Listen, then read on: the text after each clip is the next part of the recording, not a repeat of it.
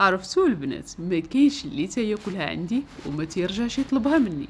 بسبوسه بطبقه خريفيه من داك الشي الرفيع. غادي ناخدو البيض، السكر، قبيصه ديال الملح، كوكو اي جوز الهند، السميده رقيقه الخاصه بالحرشه، حليب بودره، الياغورت الطبيعي مع الزيت والخميره الخاصه بالحلويات. نخلطو الكل مزيان حتى يتطلق معنا الخليط، ونضيفو معلقه ديال الخل او عصير ديال الحامض. نكبو الخليط ديالنا في مول مدهون بالزبده ومرشوش بالسميده، وغادي ناخدو حبات ديال الخيزو، نحكوها على الجهه الرقيقه ونعصروها من الماء اللي فيها، ونخلطوها مع 4 معالق من الاعشاب المنسمه اللي غتلقاوها اسفل الفيديو. انا باش تنتفادى نسقي البسبوسه ديالي تنستعمل الكراميل الاول باش كتجيني شيشه وخفيفه.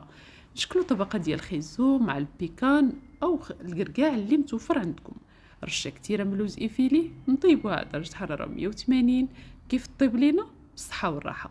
وما تنساوش تجربوا وصفتي.